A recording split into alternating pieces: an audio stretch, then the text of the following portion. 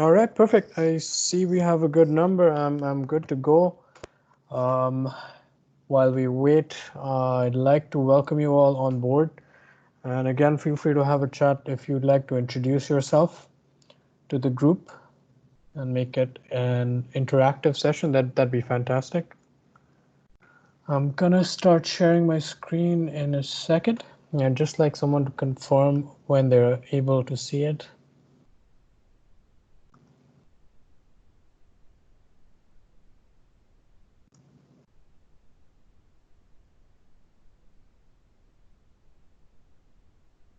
You should be able to see my screen shortly.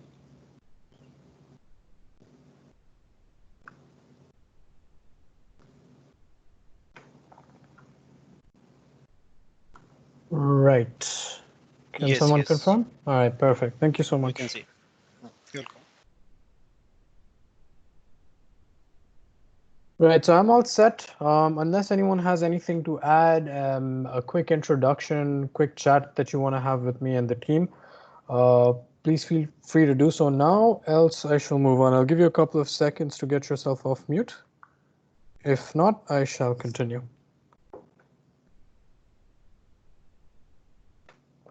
Right, perfect. All right, thank you again for joining me. I'm going to go very briefly over the agenda.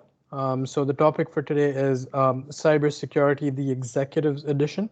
So that's nothing but a top-down approach, a high-level view at the security, the cybersecurity landscape, kind of the day-to-day activities and kind of the challenges, the landscape that executives have to face from a high-level perspective. I'm going to be covering very briefly technology aspects of it as well. I mean, in order to be in this highly technical field, for sure, the management does need to have the technical expertise as well in order to get to that level. So it's going to be in a nutshell a high-level session about the executive cybersecurity landscape. I'm going to cover very briefly an introduction about who I am, what I do, the company background, and so forth. A few minutes then to focus on the threat landscape, what exactly I mean when I speak about cybersecurity threats. Then a couple of slides on risk. Again, this is an up and coming. Well, it's been around for a while now, but a lot of focus has been put on this recently in recent times. And then point number four, we'll cover leadership, leadership specific to cybersecurity. And finally, the closing comments and how we can kind of engage and better align with one another and help each other out from a partner perspective.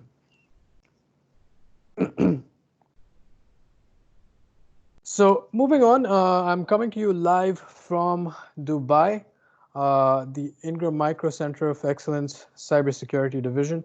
We are three such kinds. We do have an outfit in West and East Europe as well. However, as I mentioned, I'm based off of the Dubai, which happens to be the head office, and we cover the META region, which is Middle East, Turkey, and Africa. I am a security solutions architect, and the team in general, we focus mainly on solutions, on cybersecurity solutions from a we do have vendors, we do carry vendors with us, so we do position vendor solutions, as well as we focus heavily on the people aspect of the people process technology pillars. We do focus quite heavily on the process and people aspect of it in terms of services and MSSP models and so on and so forth. Right, that's me. I don't have a video cam available to me, so that's a picture. Not very recent, fairly outdated, but that's me. In case you want to get in touch, add me on LinkedIn. So without further ado, what do I mean when I talk about the threat landscape? What is the cybersecurity current state of affairs? What are things like exactly? So we're looking at things such as targeted attacks. We're looking at threat actors, very sophisticated landscape, very sophisticated actors from nation state players, which is done mainly from governments and intelligence agencies and so on and so forth, coming from a defense and military background, which involves national security. A lot of these initiatives, of course, um, have both of a defensive as well as an offensive aspect to it. So it is very important to mention that these are one of the most sophisticated attacks in the threat landscape that we see. The nation state players, and I include this as part of all of my talks, as part of all my sessions uh, about the nation state players. We do, of course, have individual and let's say organized crime group syndicates who focus primarily on cybersecurity attacks and broadcasting malware, let's say, in the hopes of compromising systems and gaining some financial gain out of it. However, the nation state actors by no means is a second contender. They're definitely one of the first ones when it comes to the level of sophistication we see in the threat landscape. And as a result of this, as a result of the bigger entities, the governments, and so on and so forth, trying to engage in let's say a national arms race, a lot of the times the innocent bystanders, the partner companies, the SMBs are the ones who end up being compromised because they're directly in chain of command, in the line of fire, essentially, when moving towards a government entity or moving towards a banking and finance sector or the high-tech industry and so on and so forth. Because we as an industry are focusing heavily on outsourcing and having partnerships and having clients and having end users, and it's just a very broad landscape of different entities collaborating with one another.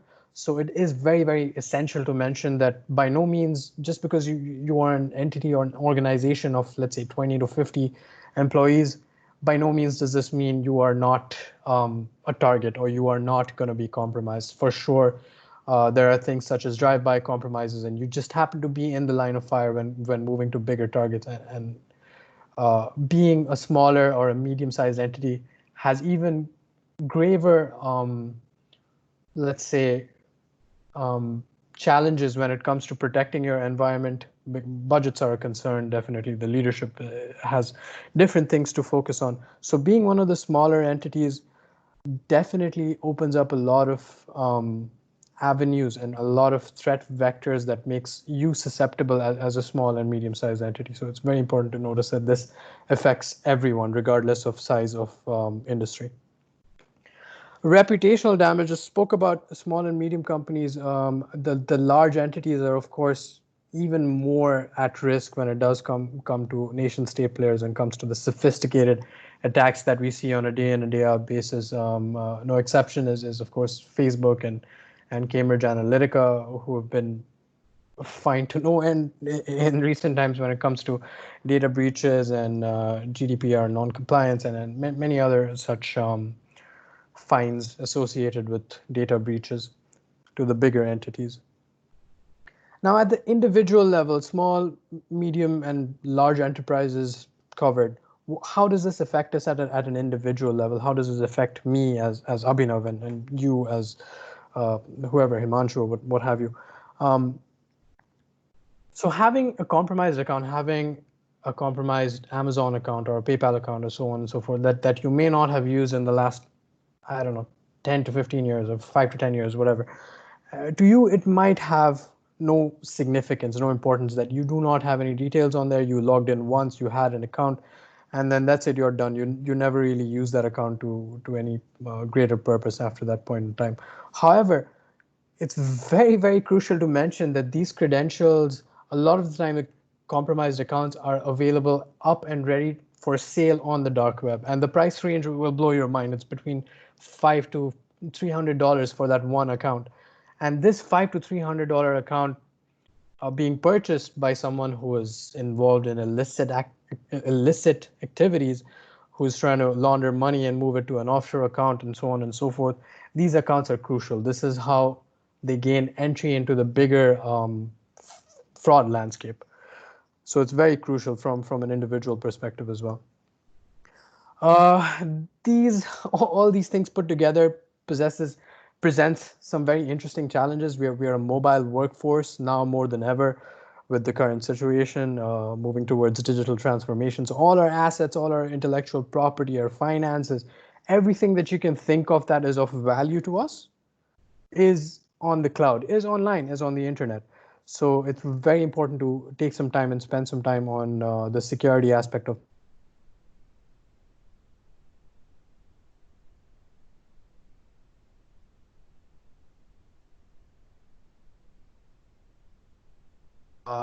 security breaches and data breaches account for a huge impact in the global economy, and it's predicted to be around $6 trillion industry being affected by cybercrime by 2021, which is next year.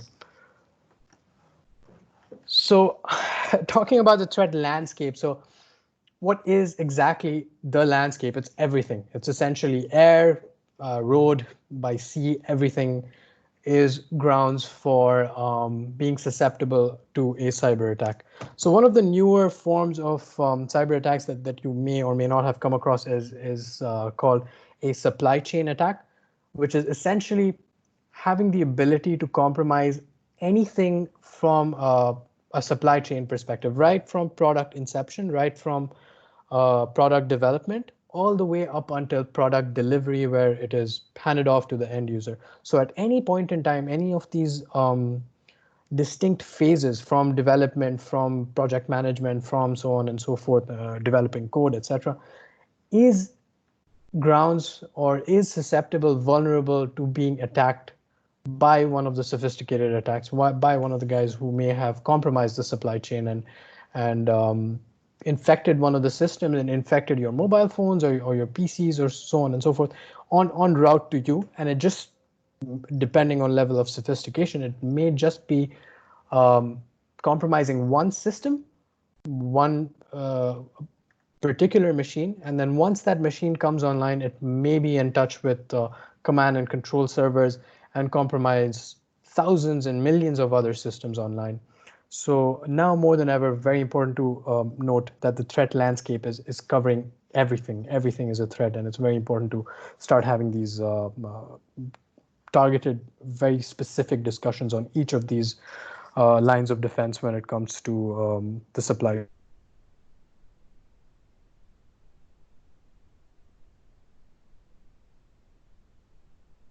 4 or 5 years, I believe around 2016.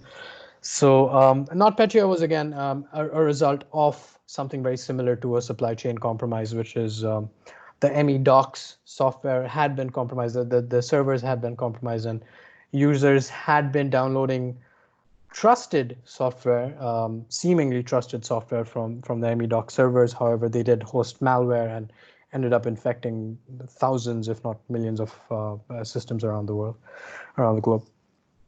I believe it was in Ukraine that was most heavily affected by this.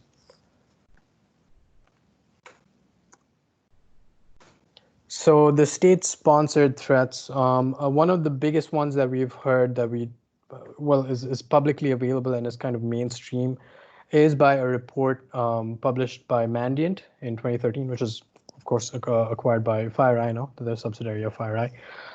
So in 2013, this was kind of groundbreaking information that was available online for people to see. Like, I mean, you can go and look this up yourself. The report is publicly available. So one of the threat actors, one of the government-sponsored threat actors, had compromised over around 141 companies, with more than 100 government officials working on this as their day-to-day, as their activity to carry out cyber espionage and cyber threats based on either financial or espionage motivated espionage or financially motivated actions.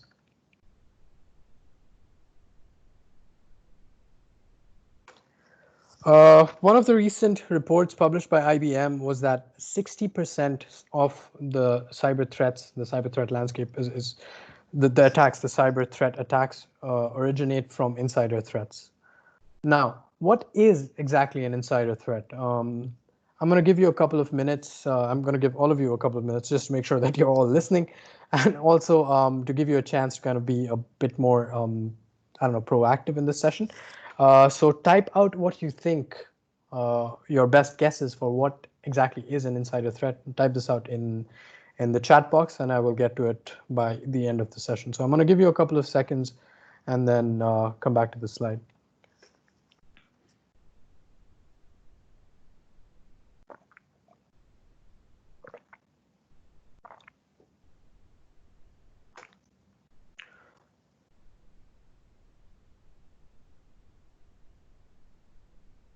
Right. So insider threats, essentially, when we're talking about insider threats, we mean it as an originating point being from a trusted source, from being within the perimeter, so to speak, the proverbial perimeter of the entity. Someone with access to the system, someone with a legit domain email ID, so on and so forth. Someone who's a trusted employee, let's say employee, or in the case of partnerships, a trusted partner entity as well. These would still be considered an insider threat.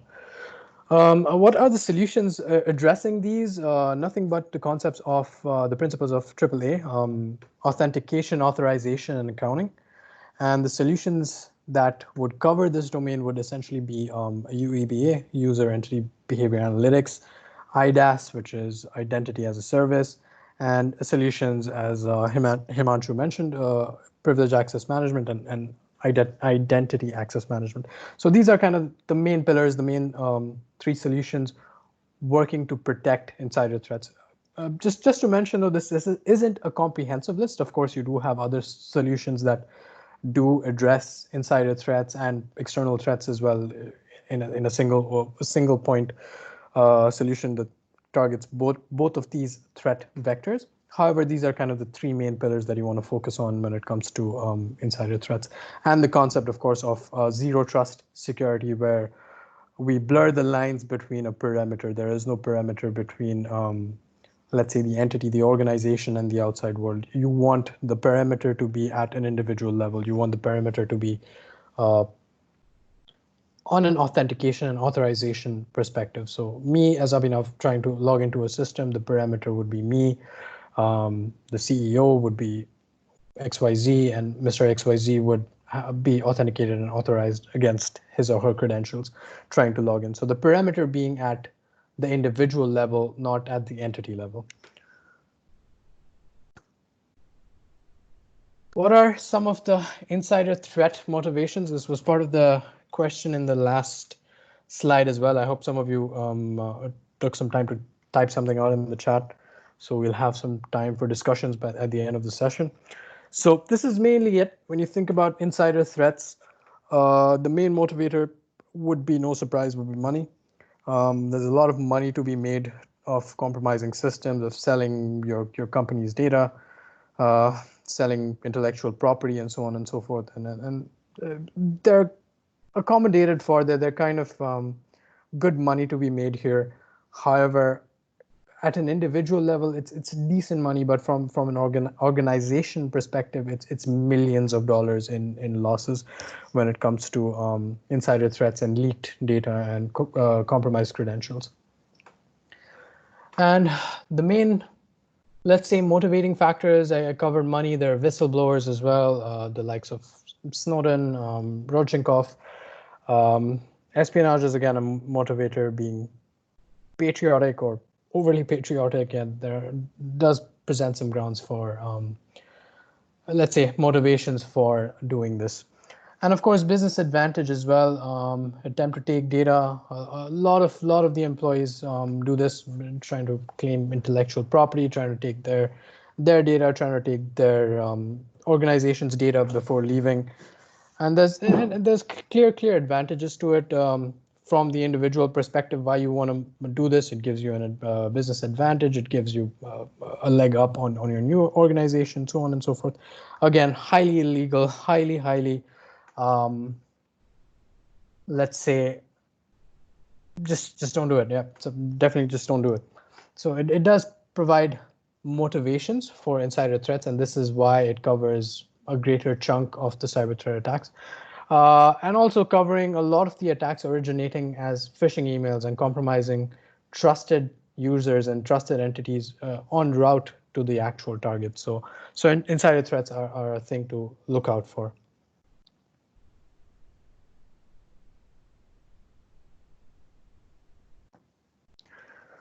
Let's talk a little bit about risk. We can't really have an executive's discussion on cybersecurity without talking about risk. So let's tailor the discussion a bit towards cybersecurity risks and what I mean about specific to the cybersecurity domain when I'm talking about risks. So it can primarily be of three types: impacts, vulnerabilities, and threats.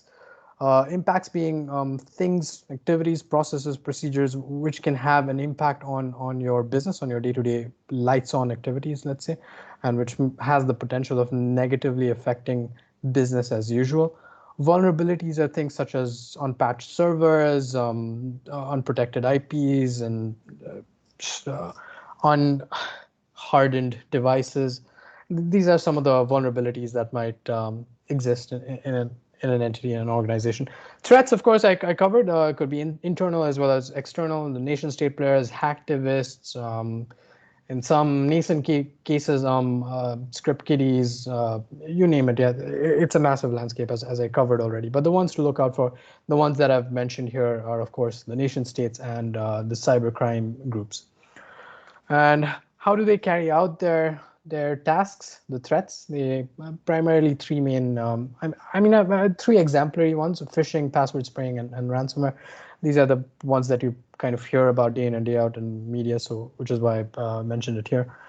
And of course, the more sophisticated the attacker, the more sophisticated the group, it does tend to be a multi-staged social engineering focused attack. It has all of these aspects covered in a single attack with a greater project plan of stealing intellectual property or bank accounts and so on and so forth, depending on the motivation.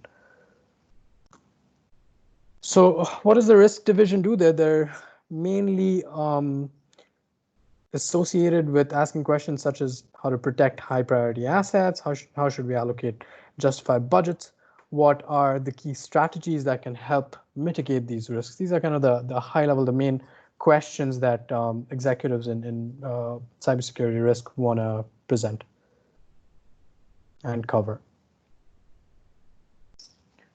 So how do you do this? You do it with a very sequential, very let's say tailored approach with the risk management process, starting from assessing your, it's a 6-phased approach that I've referenced MHA Consulting here.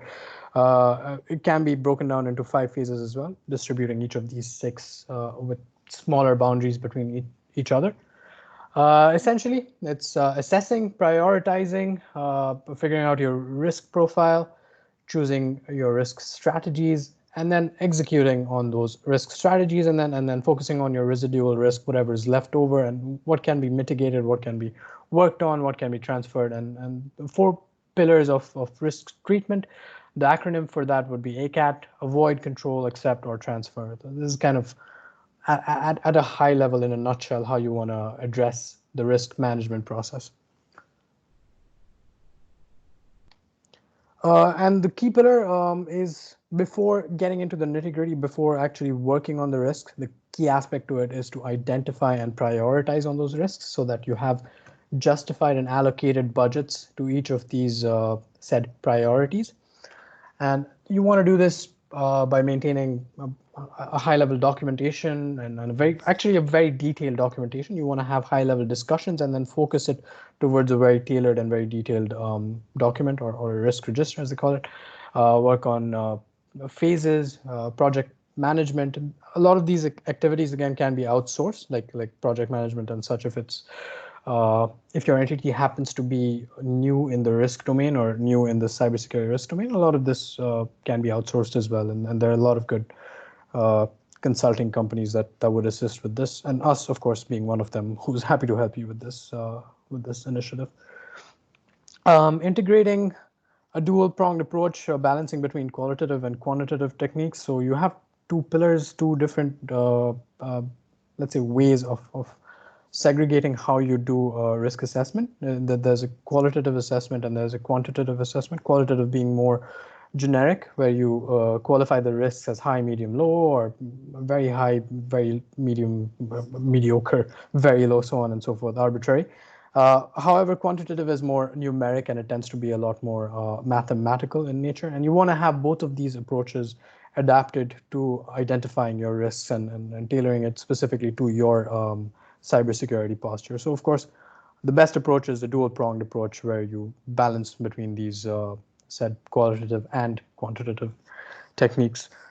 Also, allocating budgets. I'm going to cover this very briefly, moving into the Goldilocks zone of risk and cost.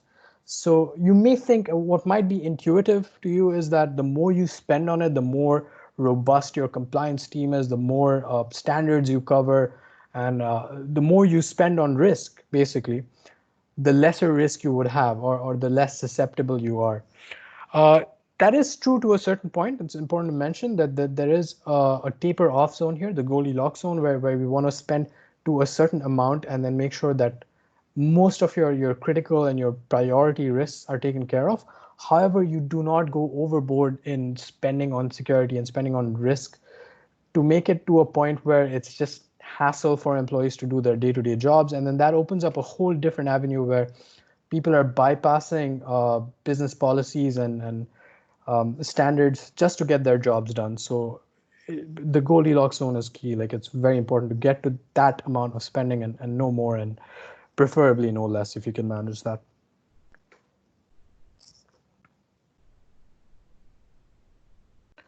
Risk mitigation basics. Again, I'm going to give you guys a couple of seconds to type in your answers. What do you think are some of the basic things that you can do to kind of mitigate or address some of the cybersecurity risks that a generic organization may have? So I'm going to give you a couple of seconds to type out your guesses or answers on the chat box, just so we have some time to get to it at the end of the talk. All right, in your own time, start.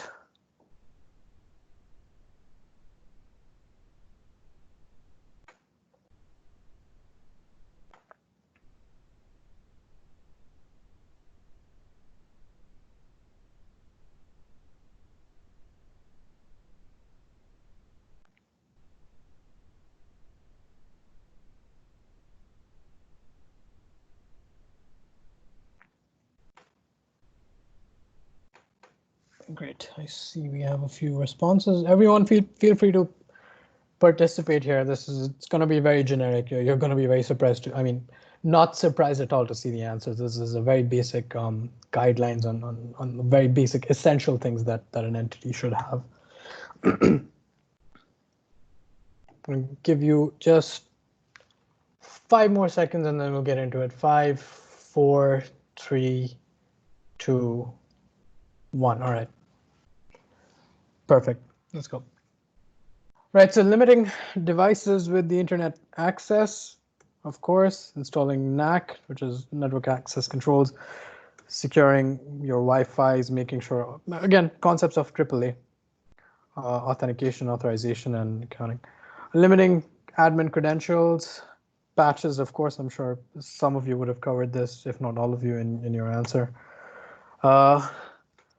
Limiting older operating systems, yes, and well, it depends. Like, yeah, you don't want to have any operating systems that do not provide support, no longer provide support in your network. However, yeah, certain companies, smaller organizations may still have budget constraints when it comes to upgrading and moving towards the cutting edge of technology. But as much as we can, yeah, limit this. Firewalls, of course. Definitely. Antivirus and endpoint security. I'm sure a lot of you got this as well. Multi-factor authentication. This is something that's been around again for the last, I want to say, 3 to 4 years. It's been heavily advertised and been publicly available. And we're all doing this on a day in, day out basis as well when it even comes to our personal accounts. A lot of this is 2-factor authentication. And some of them are even better. It blows my mind. Some of them are actually two-factor authentication, and you have things such as single sign-on where you could just sign in once and you have access to multiple different cloud applications. So it's fantastic how these technologies seamlessly work together. Again, very crucial to have a governance structure in place, looking at the people aspect of things when it comes to cybersecurity. Compliance, again, very crucial when it comes to the executive discussions of cybersecurity. Some of the main ones that we're covering on, and you'll hear on a day-in, day-out basis, is I've listed here as GDPR, PCI if you're from a banking and finance industry, HIPAA if you're from healthcare, cybersecurity, of course, to all of us. And data breach notification laws. The different entities, they would have different laws that they're exposed to, let's say, when it comes to being secure and having certain checkboxes when it comes to standards and compliance. So these are kind of the ones that you want to focus on, or at least have a very high level idea on, to have these discussions with the executives. And this is what they do on a day-in, day-out basis, focusing their efforts on being compliant and having as many check boxes as they can when it comes to their security posture. Again, very important to mention, compliance does not equal security. Being compliant, YZF, 1,400, whatever arbitrary number here, does not by any means guarantee that your organization will not be compromised. It just means that you have the necessary standards, the necessary practices, policies, and people doing things in a very sequential and very organized and orchestrated manner, which reduces risk of being compromised. However, it's not a binary thing where you can say that I'm whatever compliant, so I'm not going to be compromised. It's just not how things work. Working towards success. So the essentials of an information security program, and cybersecurity, information security depends on different entities have different hierarchies. Some of them would have CSO as the leading as the leader of the entity, as a chief security officer, or it would be a CISO, chief information security officer.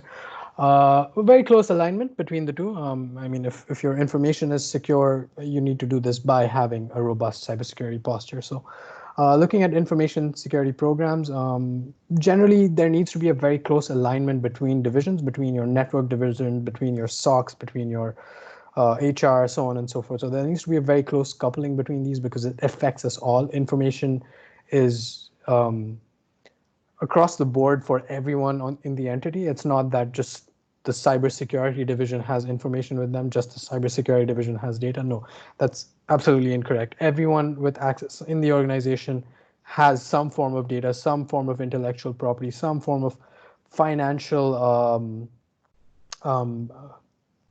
attributes or assets that they wanna cover. So information security absolutely impacts everyone in your organization. So better alignment between a cross-functional alignment between departments. Some functions may be outsourced. I covered this in the last slides as well. Some of the smaller functions can be outsourced, and you do have organizations and consulting firms who do this to help you mature your security posture and do this in a very professional manner and do this probably better than you may have done growing this in-house. SOC focal points. SOCs are generally, again, I'm going to cover very basics of it, generally focused around the SIM technologies, SIM and SOAR technologies in some of the advanced SOC divisions. Their main goal is to monitor, detect, and defend against threats, the threats that I've already covered. And this, again, opens up opportunities from a third-party perspective. Again, as I said, a lot of this can be outsourced, which brings into the picture organizations such as us, such as Ingram Micro, and consulting firms who do this as part of their offering, which is MSSP models and MDRs, managed detection and response, assessment services, and build, operate, transfer models, so on and so forth, to grow a SOC in-house, but not in-house, in the sense that we develop the technologies and we develop the platform for it to get to a point where it's mature enough and the organizations can take care of it themselves, and then transfer ownership back onto the said organizations who would have happened to be a customer to us.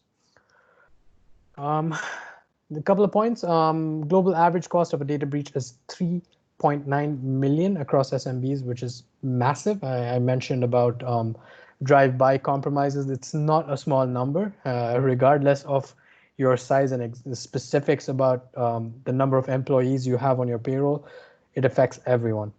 And since COVID-19, the FBI reported 300% increase in reported cyber crimes. This comes as no surprise. We are working all of our online, in-person meetings of everything is online, as I'm doing now on Teams. Our lives are completely online now. So it's just, think of the threat landscape that I spoke about. It's just even bigger now because we are spending more of our times online. So it makes us even more susceptible to these attacks. Team dynamics, as an executive, these are kind of the things that we'd want to focus on, listing activities and repetitive tasks.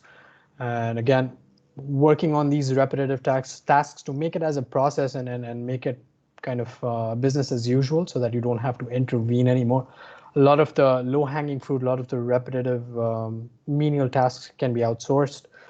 Again, or you can do it in-house as well, but yeah, you would have to work on aligning different teams and aligning different departments on what can be kind of a load-sharing activity between the information security or cybersecurity division and the rest of the divisions, rest of the departments in the organization. Hire based on core competencies and attitude. This is very essential. As an executive, you want to have the best skilled people for the right jobs. For sure, technical expertise is important. However, what's even more important when it comes to an hiring perspective is the attitude, because of course, technical expertise and certifications and specific technology pillars can of course be trained. You can have employees to attend these trainings and be certified and so on and so forth. However, attitude is something that is not innate, I don't want to say ingrained, but it takes years and years of practice and formation, and each and every single interaction that we have with the world shapes our attitude. So it's very, very important, very crucial to have the right skill set, right talents for the right jobs.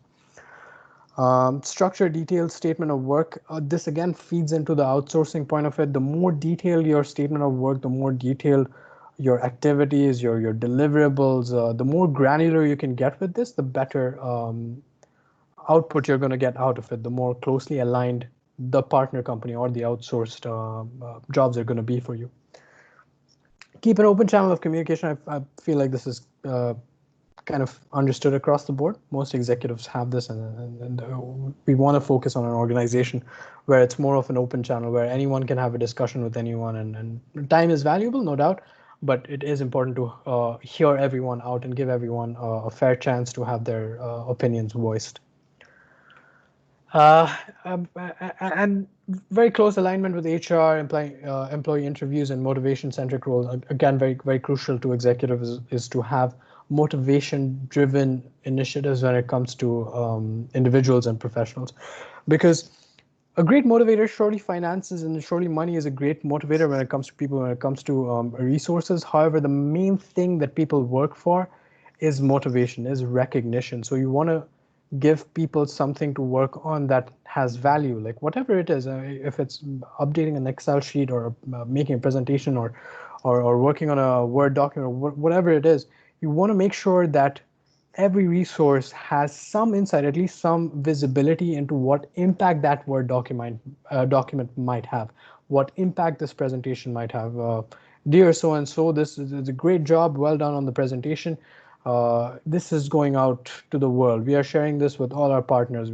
Recognition is a great thing and a great source of inspiration when it comes to resources and when it comes to employees.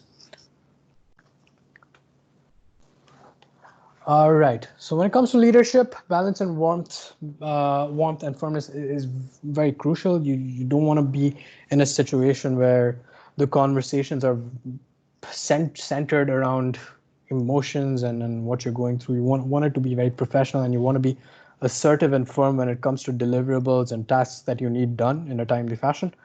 However, very, very crucial that it's done in a very diplomatic and diplomacy focused conversation, where you do this in the right way, where you try to understand their perspective as well, and you drive this initiative forward with an assertive tone, however, with an understanding that someone may have other deliverables, may have other priorities, may have something else that you as an executive may have assigned yourself in a prior time, that is slowly gaining momentum or whatever. So just have an open channel of communication again, and be more understanding when it comes to. And all the great leaders have this, have a very high EQ. IQ is one aspect of it, of course, but when it comes to management and when it comes to leadership, EQ takes as big as a chunk, if not more, when it comes to inspiring employees.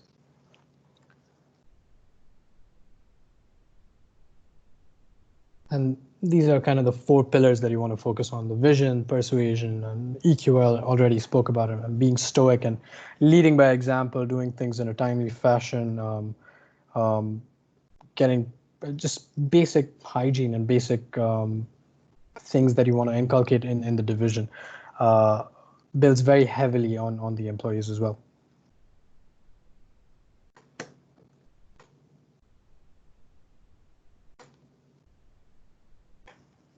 So we covered some of the technology aspects of what are kind of the very basics of you want to have in your organizations. And this is a bit more, let's say, technology / people oriented. You want to focus your efforts towards having a data inventory and analysis, sharing intelligence, again, very crucial. Anything that you see in your organization, anything that you may have come across, have an open source dialogue with the outside world when it comes to threats, when it comes to new IOCs. Just communicate openly when it comes to the outside world and when it comes to intelligence that you've learned on the front lines. Authentication and authorization, I covered this as well. Analyze data traffic, again, technology aspect of it. Data encryption, very crucial as well. So on and so forth.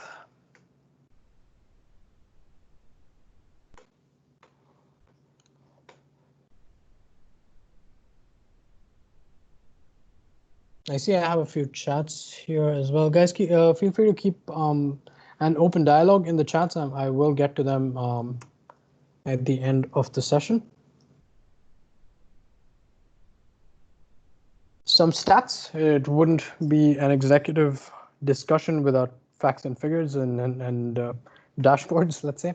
So CISO's organization-wide responsibility, no doubt. So as I mentioned earlier as well, very crucial to have cross-functional alignment between organizations. And as a CISO, his or her main goal is to have engagements between different cross-functional entities and different departments to get the right numbers, to get the right risk profiles, and make informed decisions about these.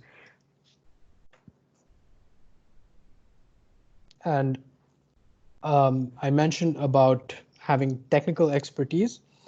By no means does this discount communication skills. So in the poll in the study here by Kudelski Security, I hope I'm pronouncing that right, but that's the reference here. Based on this report, 82% of the respondents said that communication skills are essential, are absolutely essential, whereas 52% only believe that hands-on experience in technologies is critical. So both important. I want to say again, this is one of those things which needs to have a good balance, like moving towards the executive side of things. Yeah, definitely good to have some hands-on and good to have technical expertise, but the communication skills being absolutely crucial to it. Some information for aspiring leaders. 29%.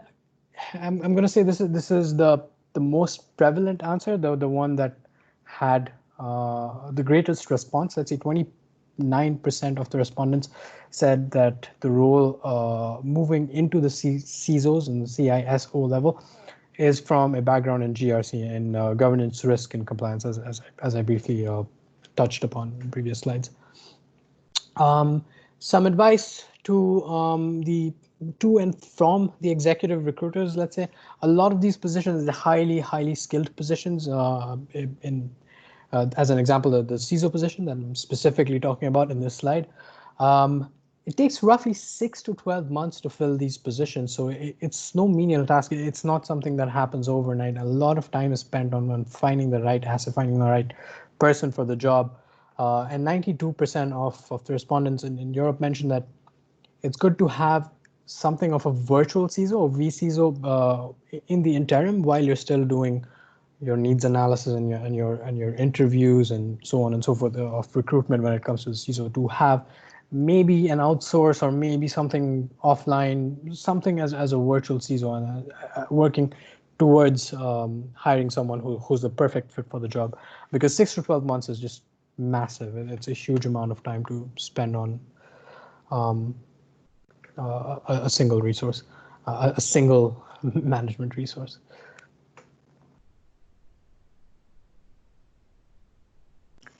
Some basic terminologies. I'm sure we all already know this, so I'm just going to very quickly just skim through all of them.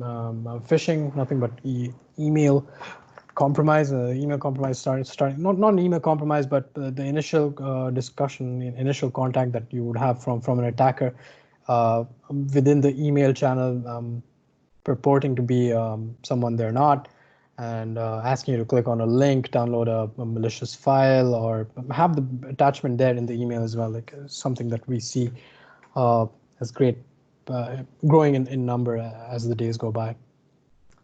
A couple of examples to just make you see the point that this happens more often than not. Like this is a growing field. This is a growing landscape where we see a lot of these attacks, these types of attacks. The number one attack vector being email channels. So phishing is just everywhere. Like the phishing campaigns are incredible when you think about it, when it comes to compromising systems and the individual's personal credentials as well. So I've had a couple of examples up here that target specifically the healthcare, retail, and construction, and posing to be construction company. It's a typo over here. It's targeting healthcare and retail. However, the email happens to be from a construction company, of course, falsely so, and falsely so from the Australian Department of Health. Similarly, for another attacker called Raticate. Focusing their activities primarily towards industrial companies, which involves human lives as well when it comes to ICS and OT. Spear phishing, nothing but targeted. It's just phishing, but it's going to be dear Mr. X. So in the case of spear phishing, there would be some aspect, some element of social engineering as well. So the guys who do this have some information about who you are before shooting out the email. Vishing is the same thing, but on calls, so voice phishing. CEO fraud.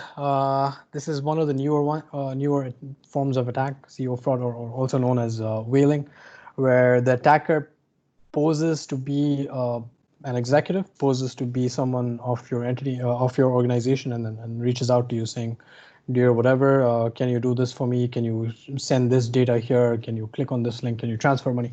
Whatever. So depending on their motivation of their campaign. So this is something again to look out for, and then there are some really grave dangers associated with it when it comes to like, what are the options, right? Either ignoring an email from the CEO or falling for a scam. So yeah, the stakes are quite high for this. Finally, before I close, some figures, again, executive discussion, so we need to have numbers. 10% of small businesses shut down in 2019 as a result of cyber attacks. Again, can't stress enough how essential it is when it comes to the small and medium-sized entities that they focus on a very good cybersecurity posture. If not in-house, outsource them. If not outsource, work alongside partner companies, but just focus on cybersecurity and invest in it as much as they can. And I assume this number to shoot up a lot more in this year on account of moving more of our workforce online and on account of COVID-19 and so forth. 13% increase in ransomware payment. This is, again, a shocking one. Under no circumstances are we to entertain any discussions or anything when it comes to ransomware payment. Like, it's just a bad idea. The best way forward is to get in on the authorities, and there are channels of doing this, and I recommend you to have a chat with your legal team as to what comprises a data breach and what can be published as such. But under no circumstances are you to make the payment. It just does not make sense to me, and I don't know who are the guys doing this. So yeah, that's something to look out for as well. 77% of industrial companies rank cybersecurity as a major priority. It does not come as a surprise at all. Industrial companies, again, as I mentioned, when it comes to ICS and industrial control systems and OT, the stakes are very high. It's not just systems. It's not if your machine is compromised, if you get a phishing email and your computer is offline, whatever, fine. Yeah, you don't have access to your laptop for a couple of days. You take it to get fixed, and then it's done, and then you're good. In the case of a small virus, you're good, and it doesn't really have any impact on you personally, so to speak. But with industrial companies, of course, the stakes are very high because it's not just devices, but it's human lives at stake. So anything, any of the centrifuges being compromised, or the temperature sensors being compromised, or the motors, or so on and so forth, they have direct human lives depending on these said machines. So very crucial for industrial companies to focus their efforts towards cybersecurity. 60% of malicious domains are associated with spam campaigns again, so phishing is a huge problem. Finally, with that said, we are at the end of the talk. Thank you again. Thank you so much for joining me. It's been a pleasure hosting you. Just 3 points to keep in mind as we move forward. Just research this topic a bit more. I mean, if you're already in the domain, if you're already in cybersecurity, fantastic, you're in the right track. You're already going to start having these discussions. If not, start looking it up, start learning up about it. Start engaging executive level discussions with them as well. As I mentioned, open door policy. So go on and have a discussion with all levels in your organization about cybersecurity, about privacy. Plan and preach, create awareness, deliver sessions. Always a good thing to do. Engage us. We are always happy to do this. Engage me personally. You would have received the email from my account. So feel free to reply on that. Add me on LinkedIn and stay in touch. Aside from that, we have our own in-house developed tools as well, Cybergram, which is kind of a cybersecurity maturity assessment tool. Again, I'll be happy to share the link with you guys once I'm done with the talk, that you can share with your end customers in turn, and get them to see a high-level view on their cybersecurity posture and what kind of the remedial things, the recommendations on things that they can do to better their security posture. Spyglass is more of a discovery tool to kind of know what information is out there about your organization. Again, yeah, I'm happy to talk about these offline. With that said, thank you again. Thank you so much for joining. I'm going to stop sharing my screen now and move on to the chat section to see what we have there. And if you'd like to get yourself off mute, please feel free to do so as well.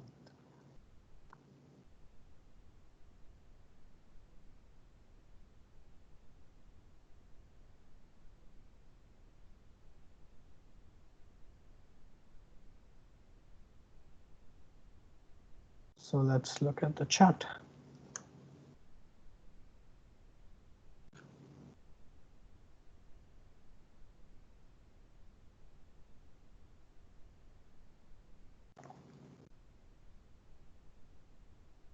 Applying standards like ISO 27001. Yep, perfect. Yeah, it's all very good answers. Great. Thank you again, all, for participating. I'm open to questions for a couple of minutes. If anyone has anything to add, any discussion, anything they would like addressed, I'm going to be here.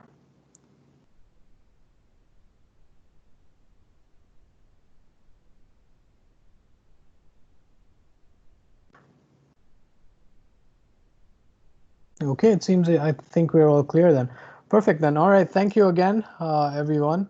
Have a fantastic day. I'm going to be signing off now. Thank you again. Thank you, Abhinav. Thank you. Thank you. Thank you, Abhinav. Thank you for attending. Thank you, Himanshu. It's been a pleasure. Thank Thank you. you.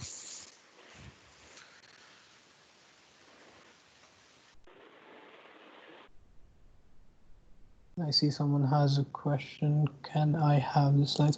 Unfortunately, these are proprietary, so I cannot share the slides, unfortunately. But I think the link should be up, so you would have a recording of the session. I think that should be fine. Yeah, I'll share a link with you guys after the session for the recording. All right, thanks again. I'm out. Thank you guys.